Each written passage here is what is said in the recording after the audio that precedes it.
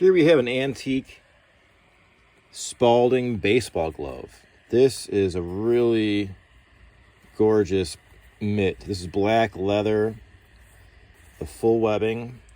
You can date baseball gloves based upon this webbing. It'll dictate the age of the piece. This is probably from around 1910, give or take a few years. Very supple, soft leather still. You can see now with collectors and dealers of baseball antique items, that logo right there. I'm going to try to do my best to get this focusing. There we go. This logo tells you a lot. The various details and placements of various text on these logos can help you date the works, not just with Spalding, but other works, other pieces as well. So Spalding also made Reach, a very popular contemporary maker of the time. Reach was another choice consumers could purchase, but this was it was also owned by Spalding. So Spalding was a really forward-thinking business person as well. Brass, original button. You see it has a cloth lining. These early gloves didn't have that lacing that we see on modern gloves. So that means players couldn't adjust the padding within.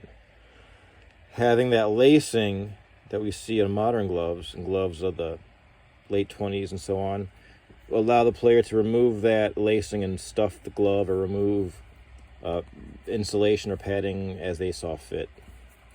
I love the smooth leather. It's butter soft. There's damage to it obviously, but it's still together.